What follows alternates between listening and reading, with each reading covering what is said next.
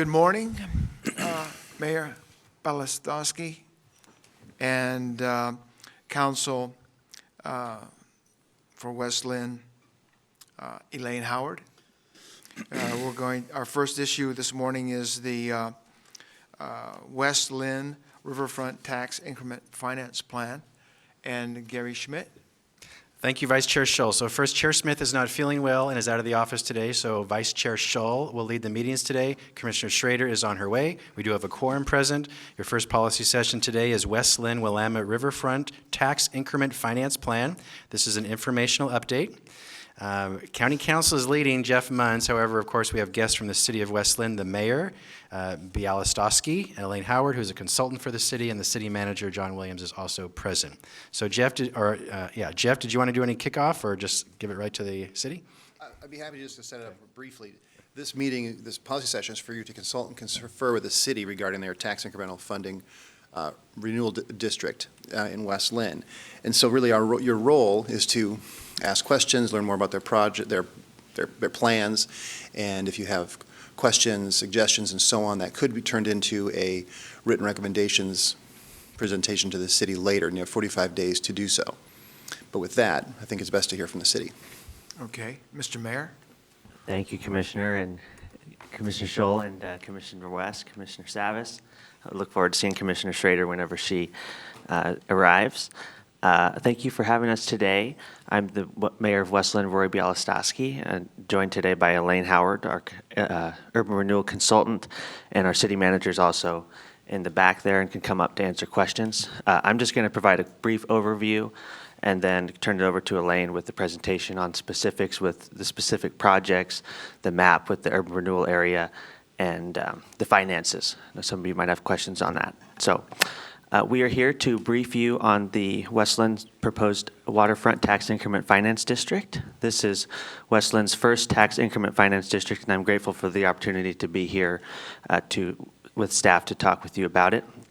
Our waterfront area includes more than 2 miles of Willamette River frontage, which is underutilized and inaccessible to the public generally.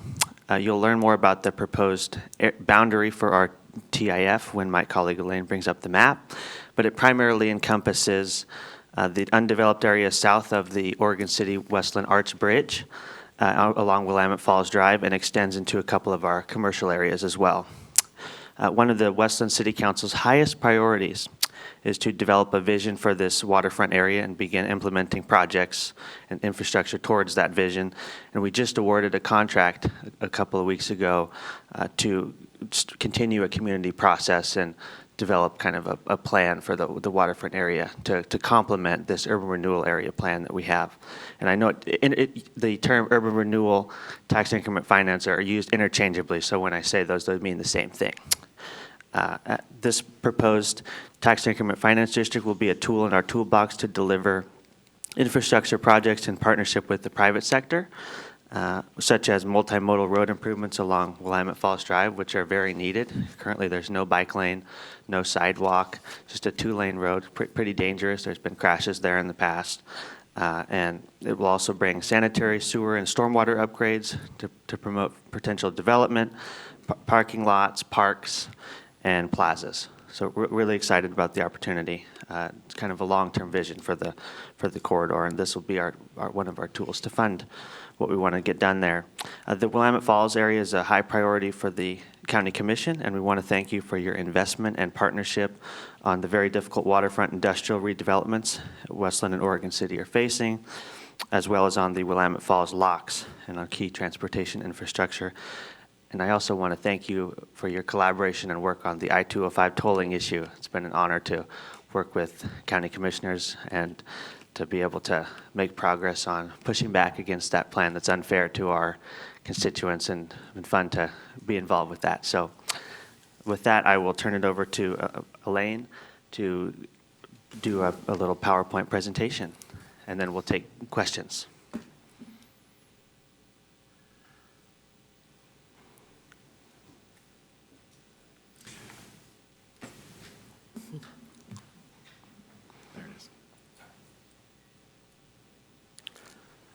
There we go.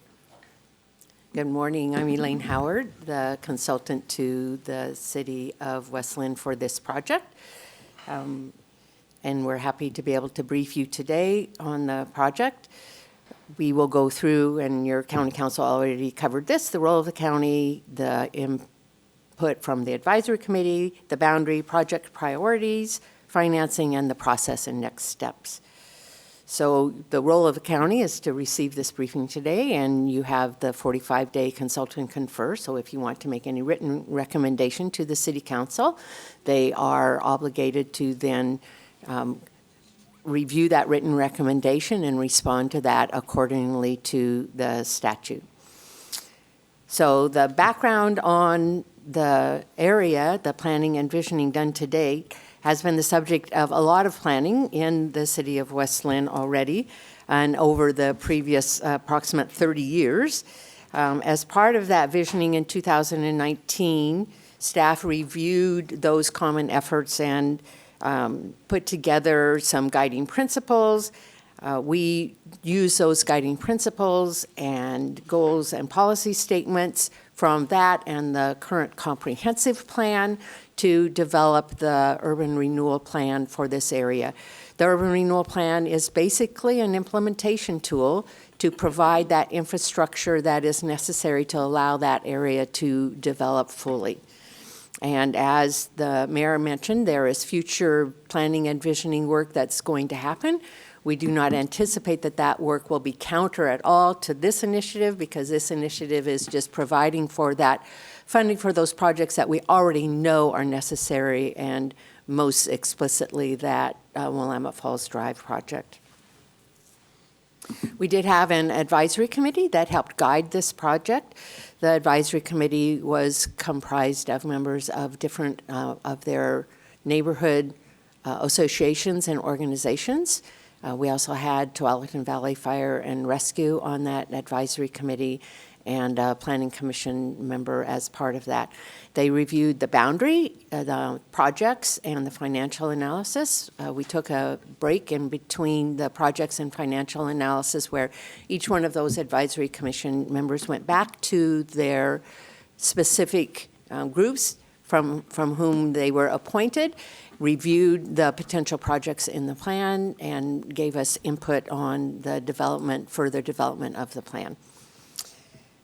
This is the proposed boundary of the area, and as the mayor said, it goes basically along the riverfront area that is largely undeveloped or underdeveloped. It also encompasses the historic Old Town area and does cross I-205 and go up a little bit into that commercial area on the other side of the freeway. As you well know, the impact of an urban renewal tax increment finance district is on taxing districts. You will receive only, if this is adopted by the West Linn City Council, the taxing districts will continue to receive taxes off of that frozen base assessed value that is established at the time the district is adopted, and any increase in taxes within that area over time ends up going to the urban renewal agency to do those projects within the area to help make it develop. In this area specifically, there has been the underdevelopment of properties over time, and we believe that those properties wouldn't and won't be developed unless that infrastructure is put in.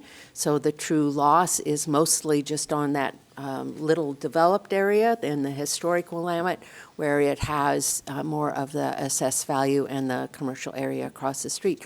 Otherwise, you aren't gaining a lot of taxes off of that area anyway. At the time urban renewal ends, if this is able to put all of that infrastructure in and help cause the development to occur, there will be a lot more tax revenues for all of the different taxing districts. This is a summary of those impacts on the taxing districts over a 30-year projected time frame. So the city of West Linn would be about $15 million, and Clackamas County itself, $17 million, and then you can see the 4-H and extension, $354,000, the library, $2.8 million, the soil and conservation district, $354,000. And just for anyone who is looking at this slide on the education impacts, those impacts are indirect to those districts. They are funded through state school fund allocations. They receive their money for the school district itself and the education service district based on per pupil numbers. So this does not directly impact the amount of money that those school districts get. We did have the school district on our advisory board. They do understand and concur with that analysis of the state school funding formula. The community colleges have a similar funding formula based on classes taken, so it is also not a direct impact on their budget. I know that this is not particularly legible, but it's mostly to let you know that in the report on the plan, there is an analysis of those impacts by year, by taxing district. The impacts are rather small in the beginning because they are just that 3% assessed value growth that would be happening on those projects at that time. The impacts grow both from the projected 3% growth, but also expected new development within the area that will be able to add tax revenue to the agency to do those projects.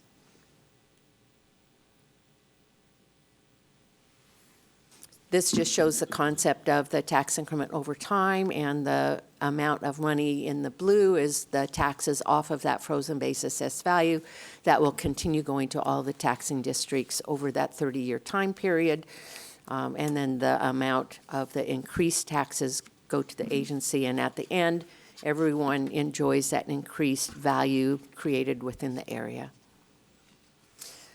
The city's investment philosophy for this area is to complete those initial projects that will stimulate that private development, and after they're able to complete those projects, to then add in the amenity projects of the parks and trails and other amenity projects. They understand that foremost the need is to provide that infrastructure that will stimulate the private development to allow it to fund the tax increment area. They have divided the potential projects into priority areas. The priority 1 projects, as you can see, are mostly those transportation projects, the 2 largest of which are components of that Willamette Falls Drive improvement costs. So those are the big ticket items within the plan. Other potential projects are other transportation projects that will help facilitate the development of the area. There's also a potential riverfront trail, and then riverfront trail amenities incorporated into the priority 1 projects. There's also the historic City Hall parking that will help facilitate redevelopment within that area, and a historic City Hall public plaza. And then one of the inputs that we received during our advisory committee process was making sure that displacement doesn't occur of the existing businesses within the historic Willamette area. So there has been some funding allocated for facade improvements within that area, and streetscape beautification to help keep those existing businesses within the area and to help support them and to support that historic business district. The priority 2 projects would be the Willamette Falls Drive 12th Street traffic signal when that is warranted, the 10th Street Blankenship Road, adding additional turn lanes, and then the addition of historic Willamette parking, so a public parking lot or structure. And then the priority 3 would be putting in that riverfront park and riverfront river fish dock and ladder. So understanding that that riverfront park is an amenity, it's an amenity that would be for the entire community. It is something that everybody wants, but they do know, the city understands that creating that investment is the first priority so that it can help fund these other projects. The maximum indebtedness is the second row on this chart. So the projected maximum indebtedness is $76.1 million over that 30-year time frame. The total net tax increment revenues, or TIF, are $88.6 million. The difference between those two is the interest paid on any bonds that they have to borrow or loans that they have to make. That interest by statute is not not defined as part of the maximum indebtedness. It's outside of that maximum indebtedness. You can see that in the early years, the city is planning on, through the Urban Renewal Agency, Redevelopment Agency, banking that money to be able to do those big projects when they have enough funding to go out for a bond to start the Willamette Falls Drive project. So the money comes in the first 5 years, basically just banking it, and at that point, doing a bond sale to allow that Willamette Falls Drive project to commence. Where we are in the process now is this briefing. The next step is a city council hearing on June 12th. It's an open public hearing that will be advertised citywide. And at that point, if there are any written recommendations from the taxing districts, the city council will also consider those written recommendations as part of their consideration of the ordinance. And that is the full presentation. I can go back to any slide if you'd like me to. Well, thank you, Mr. Mayor and Elaine Howard, for that briefing. Before the commissioners ask questions, make comments, Administrator Schmidt or Council Munns, do you have any comments you'd like to make? No, nothing to add as far as a legal requirement, no. I'll just share, so today you can choose to support this project, oppose this project, or take no action. And my advice is you don't need to take any action. This was just an informational update, but it's your choice, of course. Okay. Commissioners, comments this morning? Yeah, well, I think my first question is probably already answered, and that is approval by the county as one of the taxing is not required. That's correct. Yeah, so that takes a lot of pressure off. That's great. So the other question I have is that, does this area include the area where the locks are? Because it is part of the historic area, as I recall. I'm going to let you look at the map, and then it doesn't include the locks themselves. I don't know. It does include the locks itself, John. The city manager is advising us, it does include the area with the locks. Okay. And if you have further questions, we'll make him come up here and answer directly. Okay. I just want to express that the county has put a tremendous amount of effort towards trying to restore the locks and get them operational for a number of reasons, industry, commerce, and recreation opportunities. And I think that would augment a lot of what you're probably trying to do here as well. I know the area. It's highlighted on the map there, and certainly a lot of potential, a lot of slope there as well on a lot of that. So I love to follow this project. I just would like to just share with my colleagues and anyone else watching that if anything is misunderstood, it's tax increment financing. People don't understand what it is, so they they kind of look at that big number and they think, oh my gosh, we're going to be taxing $88 million, and that's really not the case. And it looks like the impacts, as you mentioned earlier, Elaine. By the way, good to see you again. Elaine's been here for many different cities over the years, so we know each other well. As you outlined, in the year 2025, for example, that small amount of money, that 3% increment approximate, really doesn't amount to much. It's the investments that are being made and the taxes that are being reinvested that give this. So when there is a handoff, when it's defeased or the urban renewal district is closed or terminated, that's a substantial amount of revenue we would all benefit from that otherwise we would not experience. It'd be a much smaller number. Thank you for the presentation, and thank you for including us, and I'm very interested in following this project, or the projects.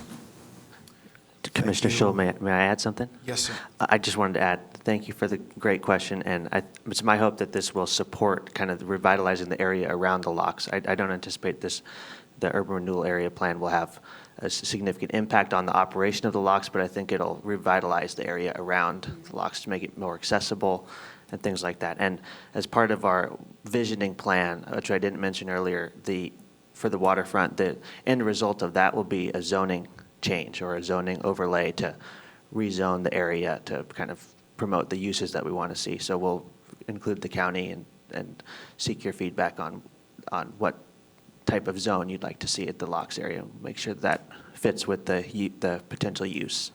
Yeah. One question I get maybe for people that are watching, whether it's today or in the future watching this video, maybe Mayor, if you could, and that is that when we do tours and we take people around for county business or whatnot, or 205 tolling, you know, we take them to the, on 99E, the overlook that overlooks, you know, the Grand Ronde property on the south side of the river, and also on the west side. We can see the Sullivan plant, we can see the lock, we see all that area. People always ask, what's going to happen there on the West Linn side, right? Is what the Grand Ronde's doing going to impact the West Linn side? No, it's separate. How would this project impact that aspect, all that industrial, that look there? People want to see that beautified, obviously. I think it's a great question. Our largest employer, or I think of our city's largest employer, the West Linn Paper Mill, is there. They're operating. We expect them to continue to operate, and we've been working with a major property owner, Belgravia, as well. That's kind of a private firm that owns a large swath of the land, and they have some plans for potential development, redevelopment of a portion near the Arts Bridge, and the vast majority, actually, of the land in the kind of undeveloped waterfront area is owned by PGE. So I think it'll be a collaborative approach with Belgravia, the paper mill, and PGE, and the city and the community, the county, to kind of determine what the end result looks like and what the beautification process looks like. But I don't anticipate any severe impacts at this time to the employer. And but I do think we can do some beautification. So we'll just have to, I think, to be determined, but Great. we're looking at that. Thank you for answering that. And by the way, congratulations on your election last night. It was a pretty significant win there. Thank you. Yeah, thank you, Commissioner Savas. Commissioner West? Yes, Mayor, congratulations on your win. It was pretty decisive, and so congratulations to you. That's fantastic. Question is what is the percentage of West Linn city, the city of West Linn, what percentage of this urban renewal district would it take up? I will let Elaine answer that question. By acreage, it's 6.4%. 6.4%. And by assessed value, 3.9%. And is this this is your first urban renewal district and your only one in West Linn? Yes. Now, traditionally, urban renewal has been used to, it hasn't always been used correctly, but when used correctly, often to deal with significant infrastructure issues or deal with blight, right? We know, actually didn't even look at the outcome of the Oregon City.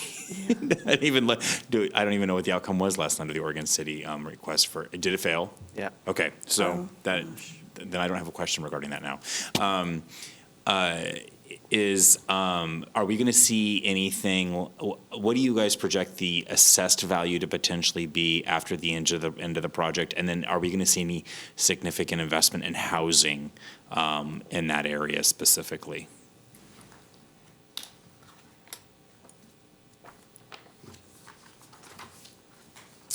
So,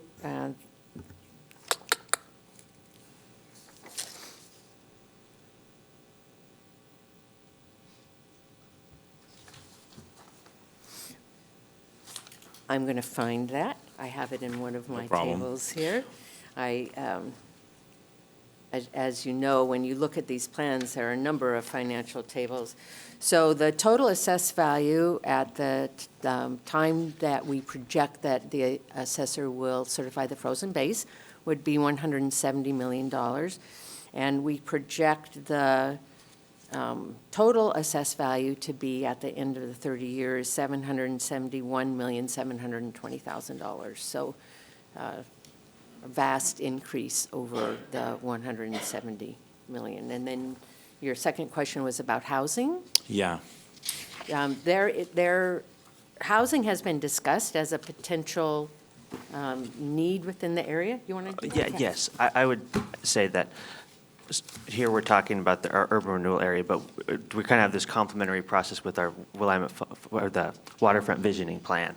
And when, we're going to take a look at the zoning for the area, and I think and through that process, we will determine what type of zone will be there. Will it be residential, mixed use, park along the corridor? And I imagine it'll be a combination of the three.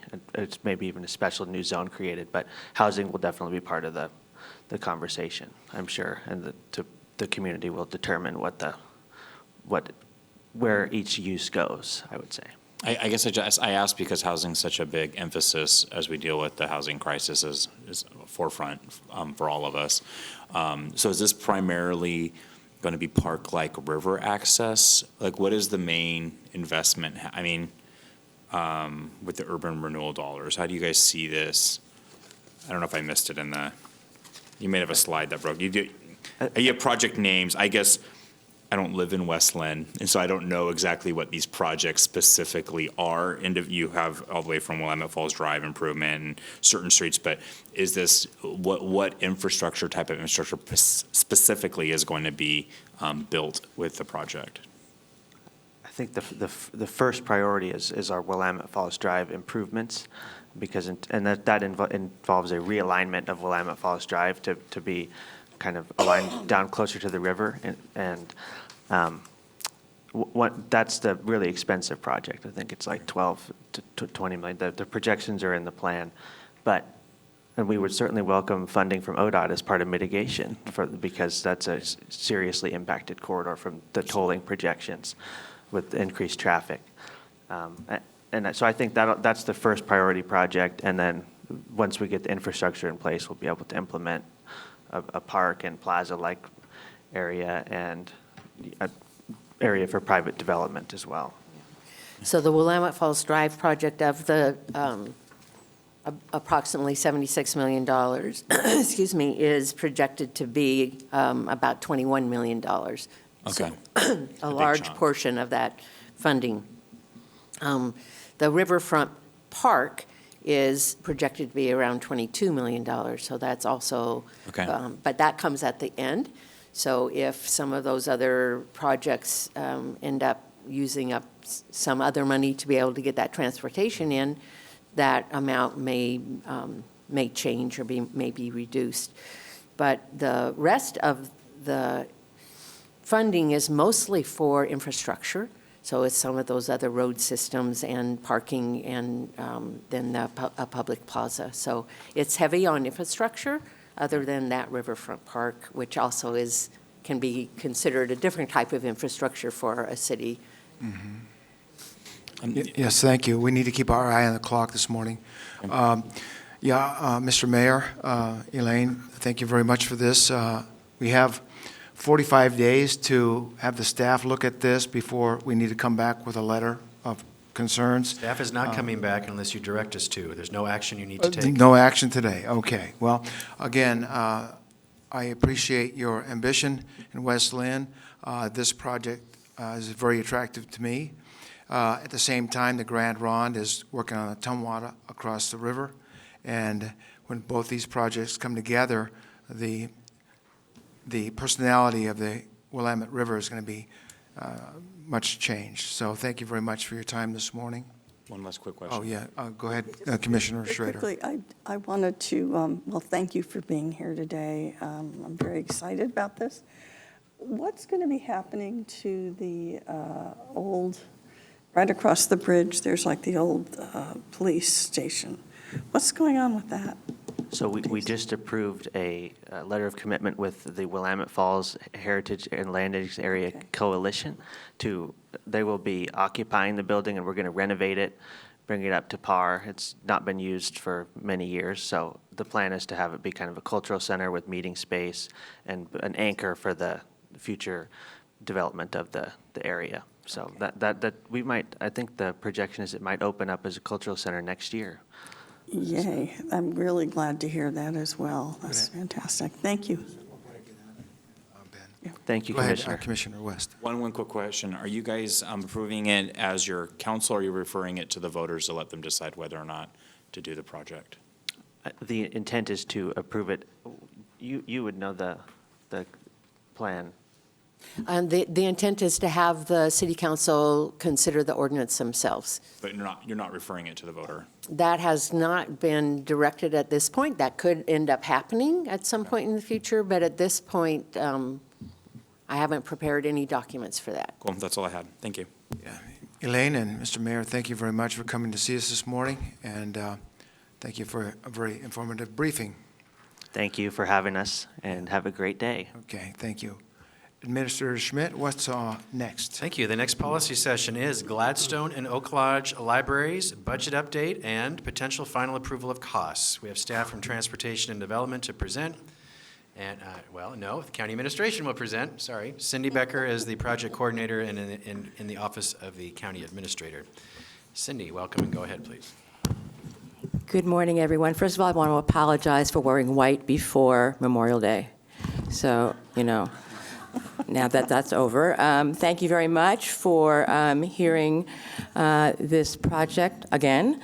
We're excited to hopefully bring you the last time we have to come before you on this project. Today's conversation is to really close the deal, if you will, on the funding. When we came to you last time in February, we had stated what the need was, and that was based on estimates from a year ago. And so we have updated those estimates, and those estimates, as we projected, were a little bit higher than the dollars that we had brought to you in February.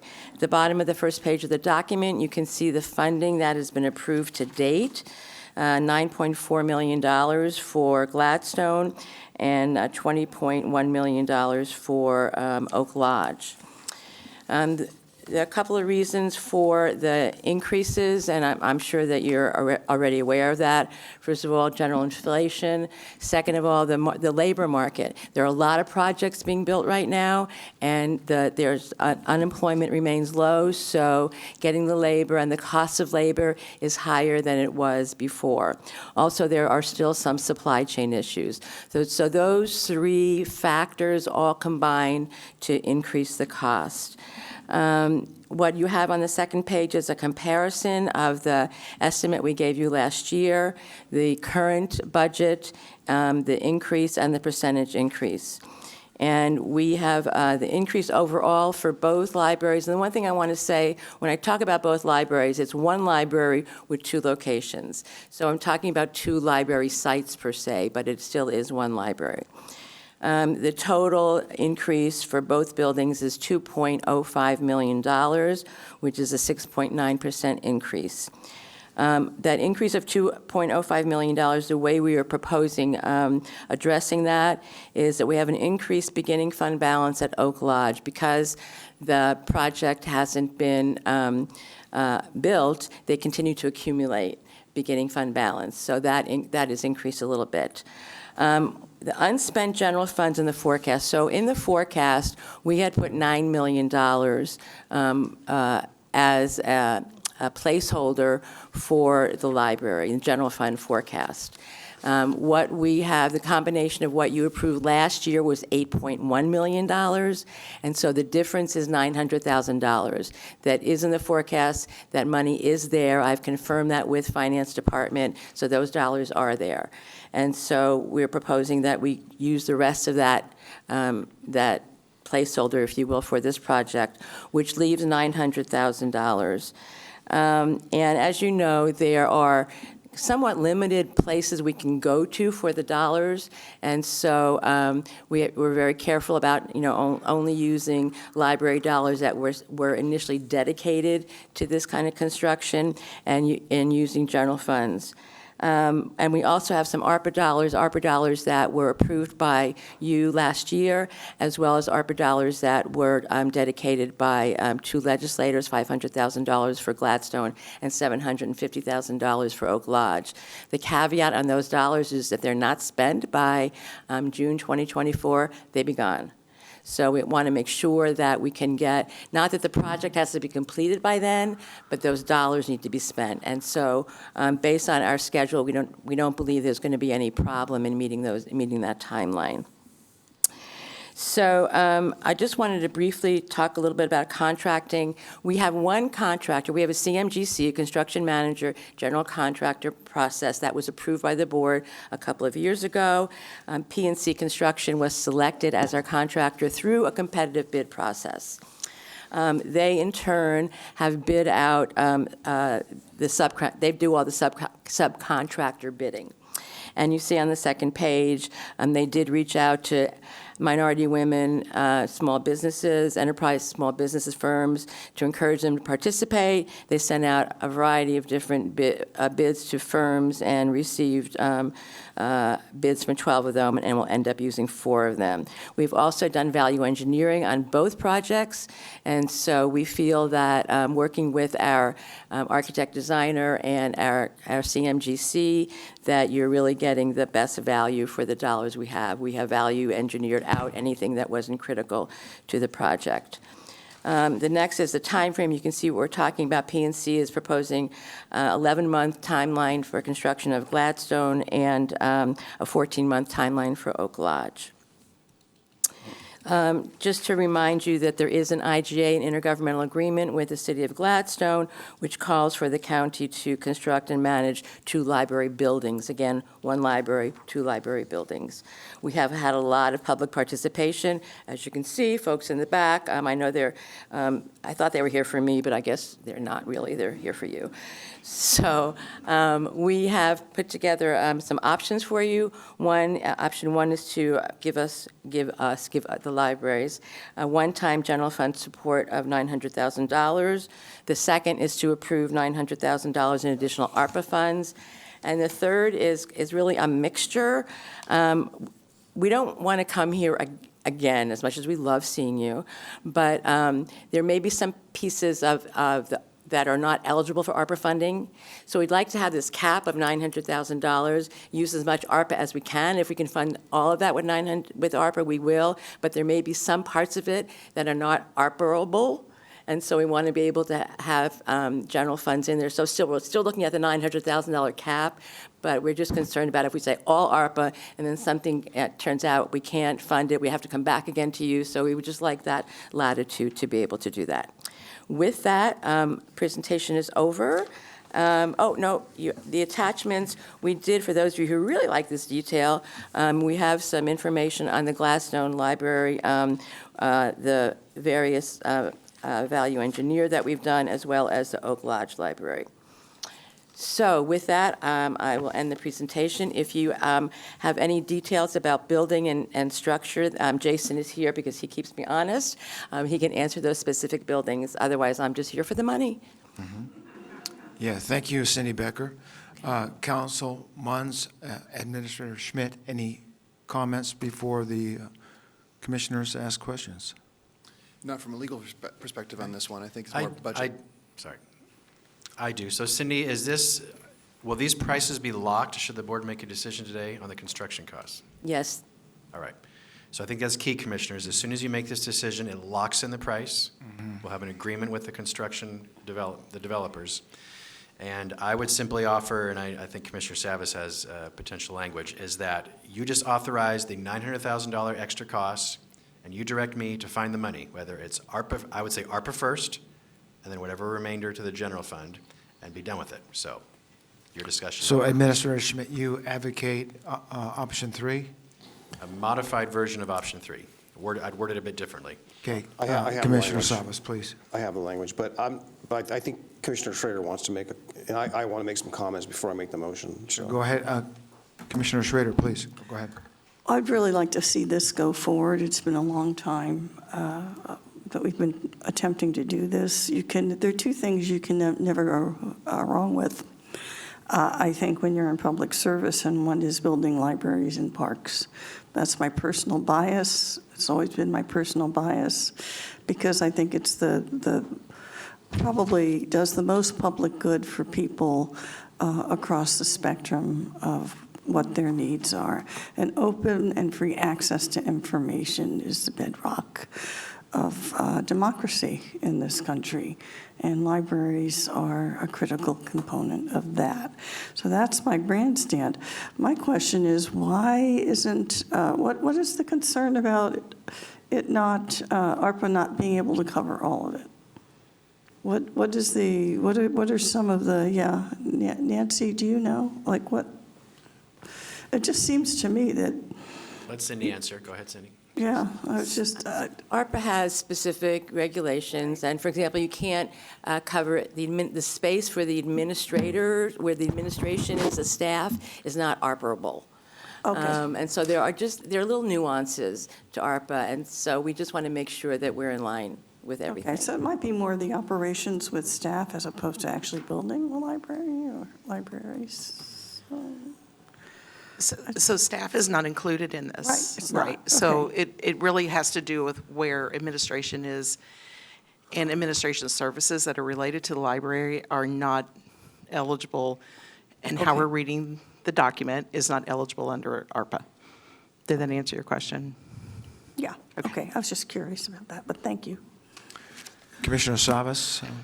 Yeah, well, as I shared before, there's a lot of years of history regarding this, which I won't go all the way back, but it's been quite the journey over the last 20-something years, actually, 20, 25 years, actually, when the last library levy was on the ballot in 1997 or 6, I believe. And the settlement agreement, which prior to the settlement agreement, the burden for this library district model was such that the cities all had a responsibility for building a library of capacity for a small population around the perimeter. And the unique, unfortunate aspect for Gladstone was it was a small city with a huge unincorporated area, which required them to build a substantially large library on the backs, really, of a very small population, which was the inequity, the unfairness.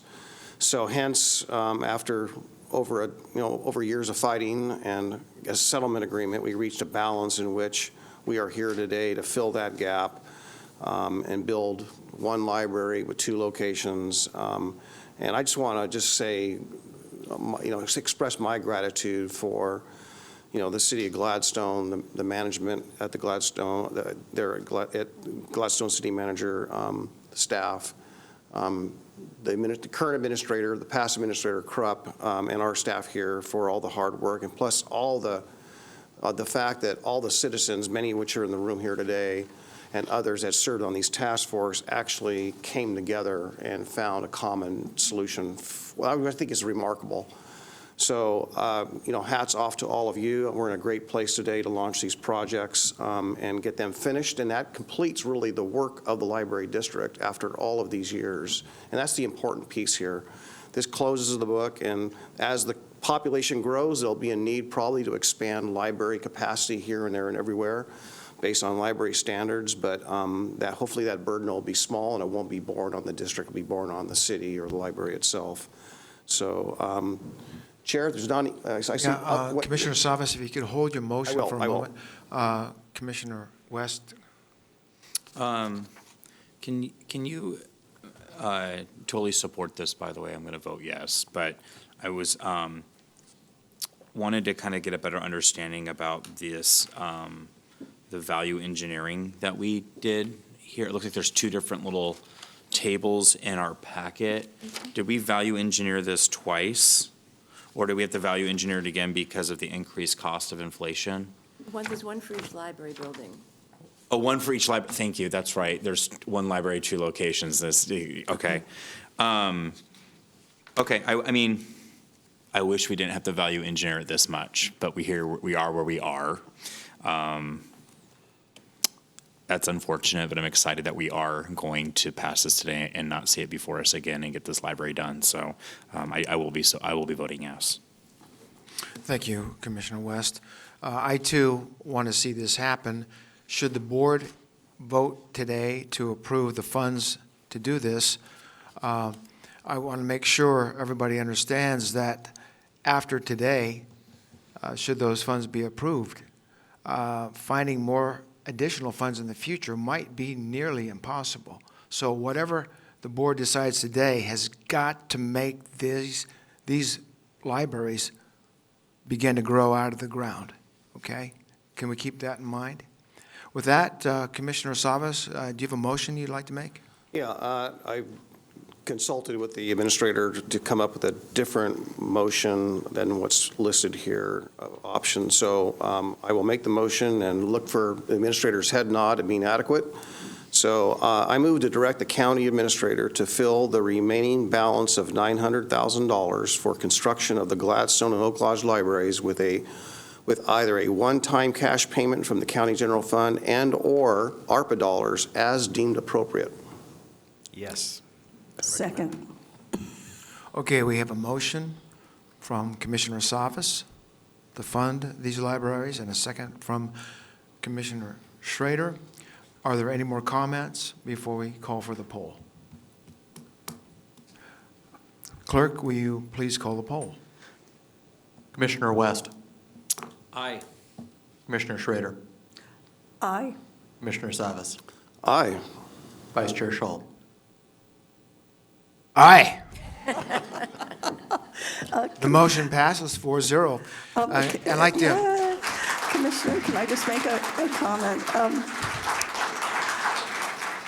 This is a great day for all of us, but I have to talk about my other bias. Now, remember when you do the landscaping, why don't you consider a pollination garden? Okay, I'm just saying.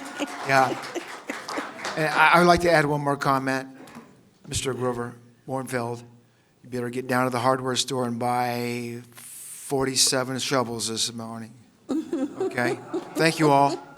Thank you, Administrator Schmidt. Is there anything else we have before us today? That is the last morning session. You'll reconvene this afternoon at 1:30 p.m. Okay. Thank you very much, ladies and gentlemen.